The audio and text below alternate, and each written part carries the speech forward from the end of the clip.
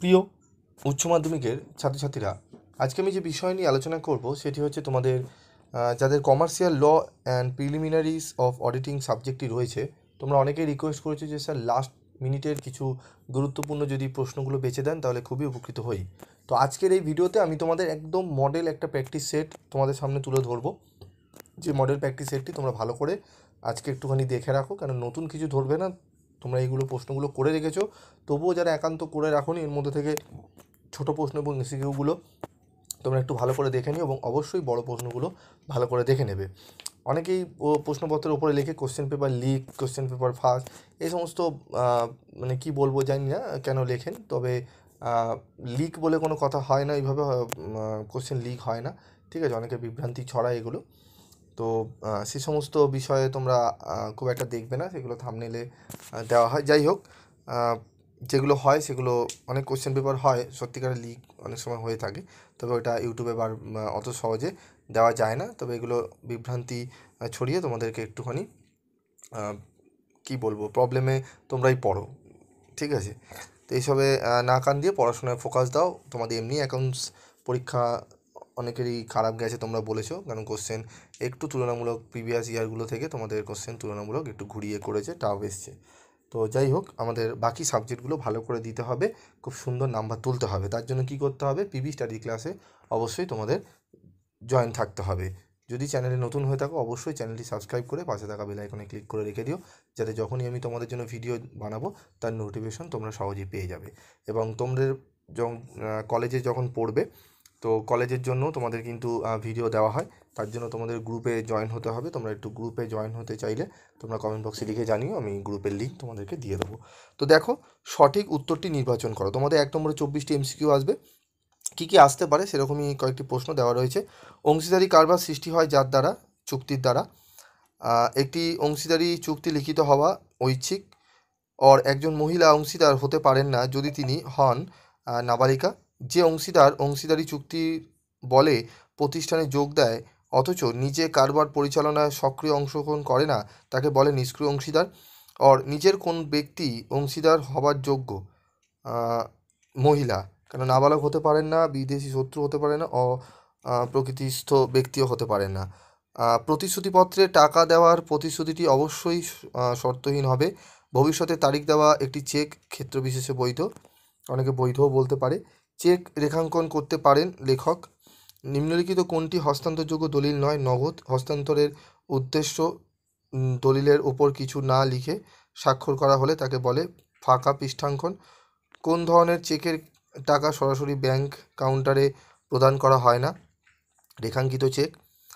যে বিমাকে নিশ্চয়তা চুক্তি বলা হয় তা হলো জীবন বীমা। নিম্নলিখিত কোন বিমাটিকে ক্ষতিপূরণের চুক্তি বলা যায়?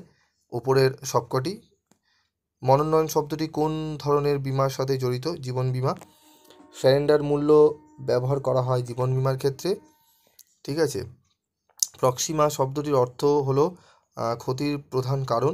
প্রতিবন্ধী কর্মীদের প্রতি কোনো প্রতিষ্ঠানের অবদানের মূল্যায়ন করে সামাজিক নিরীক্ষা। ভারতে পরিবাহী নিরীক্ষার প্রয়োগ শুরু হয় 1959 খ্রিস্টাব্দে।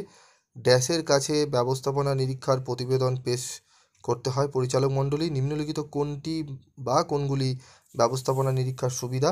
সবকটি। কার্য সম্পাদন নিরীক্ষা হলো ড্যাশ নিরীক্ষার অংশ বিশেষ। ব্যবস্থাপনা ড্যাশেতে নিরীক্ষার নথিপত্র সংরক্ষিত থাকে, নিরীক্ষার ফাইল। নিরীক্ষা সংক্রান্ত যাবতীয় কাজ কর্মচারীদের দক্ষতা ও অভিজ্ঞতা অনুযায়ী ভাগ করে দেওয়া হয় ড্যাশের মাধ্যমে নিরীক্ষার কর্মসূচি। নিয়মমাফিক পরীক্ষা হলো ড্যাশ পদ্ধতি চিরাচরিত। নিম্নলিখিত কোন দলিলপত্র স্থায়ী নিরীক্ষার ফাইলে রক্ষিত হয় না? বর্তমান বছরের নিরীক্ষা কর্মসূচি। নমুনা পরীক্ষা লেনদেন বাছাই করে নিয়ে পরীক্ষা করে। একটি লেনদেনের সমর্থনে উপযুক্ত প্রমাণপত্র আছে কিনা তা পরীক্ষা করে ভাউচিং। একটি ভাউচার ড্যাশ লেনদেনের সহায়ক নথি হিসাবে ব্যবহৃত হতে পারে। একটি ড্যাশ হলো একটি বাহ্যিক ভাউচারের উদাহরণ, ব্যাংক বিবরণী। নিম্নলিখিত কোনটি বা কোনগুলি একটি বৈধ ভাউচারের বৈশিষ্ট্য বলে গণ্য হয়? এদের সবকটি। নিম্নলিখিত কোনটি ভাউচার নয়? নগদান বই। চূড়ান্ত হিসাবে টাকার যোগফল পরীক্ষা করা নিয়মমাফিক পরীক্ষার কাজ। চলে আসবো অ্যান্সার দ্য ফলোয়িং কোশ্চেন। এক নম্বরে যে তোমাদের প্রশ্নগুলো আসে এসিকিউ প্রশ্ন, সেখান থেকে প্রশ্নগুলো দেখে নাও। সক্রিয় অংশীদার কাকে বলে? অথবা অংশীদারি আইন 1932 অনুসারে অংশীদারি কারবারের সংজ্ঞা দাও। নামে মাত্র অংশীদার কাকে বলে? অথবা সীমাবদ্ধ অংশীদার বলতে কী বোঝো? ভুয়া হুন্ডি কী? অথবা পৃষ্ঠাঙ্কন কাকে বলে? রেখাঙ্কিত চেক কী? অথবা বাণিজ্যিক হুন্ডির সংজ্ঞা দাও। বিমাপত্র কী? অথবা সমর্পণ মূল্য কাকে বলে? প্রতিস্থাপনের নীতি কী? অথবা জীবন বীমার ক্ষেত্রে মনোনয়ন কী? পরিবাহী নিরীক্ষার যে কোনো একটি সীমাবদ্ধতা উল্লেখ করো, অথবা কার্য সম্পাদন নিরীক্ষার দুটি সুবিধা উল্লেখ করো। ব্যবস্থাপনা নিরীক্ষা কাকে বলে? অথবা সামাজিক নিরীক্ষা কী? নিরীক্ষার নোট বই কাকে বলে? অথবা নিরীক্ষার ফাইলের দুটি প্রকারের নাম লেখো। বর্তমান নিরীক্ষার ফাইলের যে কোনো একটি বিষয় উল্লেখ করো, অথবা নমুনা পরীক্ষা কাকে বলে? টিমিং অ্যান্ড ল্যাডিং বলতে কী বোঝো? অথবা সহায়ক ভাউচার কাকে বলে? মুখ্য ভাউচারের একটি উদাহরণ দাও। অথবা ভাউচার কি? সত্যতা যাচাইকরণ কি? 4 নম্বরের যে প্রশ্নগুলো খুবই গুরুত্বপূর্ণ সেগুলো এখানে তুলে ধরা হয়েছে, দেখে নাও। একটি অংশীদারি চুক্তিতে সাধারণত অন্তর্ভুক্ত হয় এমন যে কোনো 4টি বিষয়ের উল্লেখ করো, অথবা একটি অংশীদারি কারবারের বিভিন্ন ধরনের অংশীদার সম্পর্কে আলোচনা করো। বাণিজ্যিক হুন্ডির স্বীকৃতি দান বলতে কী বোঝো? কোন ক্ষেত্রে বাণিজ্যিক হুন্ডির স্বীকৃতির প্রয়োজন হয় না? অথবা প্রতিশ্রুতিপত্রের যে কোনো 4টি উপাদান লেখো। নৌ বীমার বিভিন্ন ধরনগুলি আলোচনা করো, অথবা জীবন বীমা ও সম্পত্তি বীমার মধ্যে পার্থক্য লেখো। নিরীক্ষার স্মারকলিপির অন্তর্ভুক্ত যে কোনো 4টি বিষয়ের উল্লেখ করো, অথবা নমুনা পরীক্ষার বিচার্য যে কোনো 4টি বিষয় সম্পর্কে আলোচনা করো। সামাজিক নিরীক্ষার যে কোনো 4টি সীমাবদ্ধতা উল্লেখ করো, অথবা কার্য সম্পাদন নিরীক্ষার 4টি উদ্দেশ্য উল্লেখ করো। নিয়মমাফিক পরীক্ষার 4টি সীমাবদ্ধতা উল্লেখ করো, অথবা নমুনা পরীক্ষা কাকে বলে এর সুবিধাগুলি লেখো। একটি বৈধ ভাউচারের যে কোনো 4টি বৈশিষ্ট্য উল্লেখ করো, অথবা সত্যতা যাচাইকরণের যে কোনো 4টি গুরুত্ব উল্লেখ করো।